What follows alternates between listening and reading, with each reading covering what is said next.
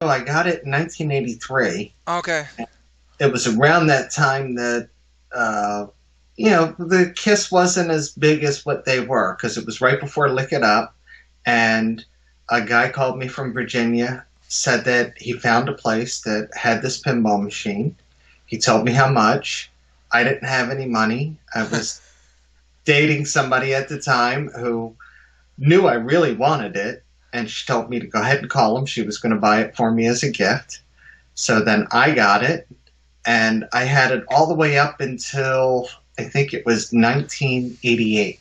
And uh, in 1986, Vinnie Vincent's band came to my parents' house Oh, wow. to have dinner because I was getting involved in music. My mother didn't know what it was all about. She thought that it was all about drugs and alcohol and that sort of stuff. Okay.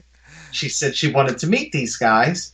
And I said something to Vinny and his manager. And Vinny said, "Oh, I'd like to meet your mom." And she Oh. invited them for dinner. They came for dinner. So this was Vinny, Mark, Dana, and Bobby. George Sewitt was with them, their manager. Mhm. And when they were over at the house, I know I have a picture someplace of Dana Strum standing next to the pinball machine. No, you had to share that with us, man. That was Uh, amazing. Oh Yeah, my God. but Vinnie Vincent, Mark Slaughter, George Sewitt, Dana Strum, and Bobby Rock all played that pinball machine. You kidding me? So this pinball machine that is right there, I'm pointing that with my Yes, finger, was played by the guys that now are the members of Slaughter, plus yes, Bobby Rock, which is a great friend of us. So this pinball yeah. machine probably has more value now that you're saying that. No, just kidding. Alex went ahead and bought it from me. So he came, he picked it up from my parents' house. Oh wow. He took it up to Philadelphia. Alex had it all the way from 1988 till 1998. In 1998, I moved into my house. Alex wanted to give me a housewarming gift. He brought it back to me and gave it to me, Wow. which was really nice. That's And I very had it nice. sitting in my basement for about 3 years. And the basement was not finished. I was looking to get it finished. And one of the guys who was working for me while I was selling all the Kiss merchandise, he really wanted it. He made me an offer. I ended up selling it to him. Okay. And ironically enough, this is the guy who also bought my first condo that I owned. So I Oh. was living in my condo. He bought the pinball machine. He had it until I think 2015. Okay. And Wow. then he needed a place to store all of his Kiss merchandise. And I knew that Tony DeVille from DeVille Inc. had a big garage. Tony offered to let the guy store it on the condition that Tony have the pinball machine. So then Tony took possession of the pinball machine, ended up getting it all fixed up. And I remember when he got it fixed up, I went over, he and I, we played it. I mean, it was he and I that actually picked it up and took it to his store. Um, Wow. yeah, so it'd been sitting at DeVille Inc. for a long time. And then you wanted it, and Tony called. He said, "Do you mind if Max takes the pinball machine?" And I was like, "Absolutely," because I think it's great because it is. It's like it's still in the family. I said, Yes, "I'd rather have the something." first time you heard about the pinball machine probably was in the late 70s, early 80s. How do you get hooked into it? Have you played before?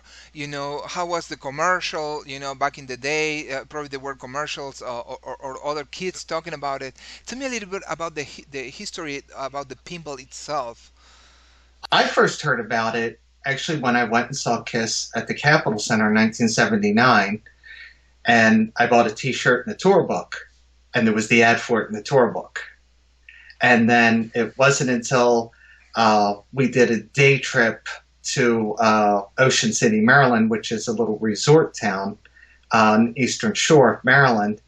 And I went into one of the arcades there, and they had the Kiss pinball machine, and that was like the first time I got to play it, which was late in the summer of '79. After just seeing Kiss in early July in '79, then I got to play the pinball machine, Hmm. and I always wanted one, but pinball machines, they weren't cheap then. No. They're not cheap now. Yeah, and But let me interrupt because for what I read, it was and also I checked the circuits inside. It seems for that ear of very sophisticated. Was something new. In terms of technology. Mhm. Do you have the same impression that the same feeling about it? That it was Yeah, I mean, something like pinball. different than the other pinballs? Yeah, I mean that one was one of the first electronic pinball machines because Okay. if you go back and you research a lot of those pinball machines, they had like the little numbers and things that just flipped around, and that was one of the first things that they had. As a matter of fact, what I'll give you next time I see you, do you have a copy of the pinball magazine that has the whole history of the Kiss pinball? I don't. Yeah. Oh my God! Thank you so much, David. Oh my This is God! I think I feel I'm going to cry as a Kiss collector. Oh my yes, God! and Can you open like this a couple of has pages? so as you're doing the rest of your research about the Kiss pinball machine, Yeah. this covers the original pinball machine, but it also covers the new pinball machine Oh yeah, and yeah, the yeah. history of all of that. So you even Awesome. have in here like pictures of the prototype of what Wow. Kiss pinball machine should have been, for the new one. Um, but there's pages and pages of all the stuff with the pinball machine, both Awesome. old and the new. That's amazing. Thank you so much, David.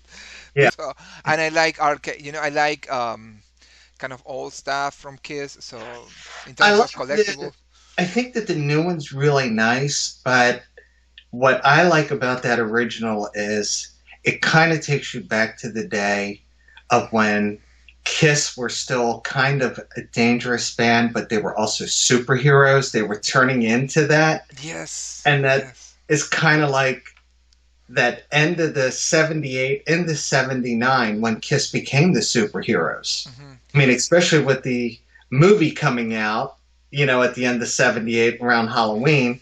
Hmm.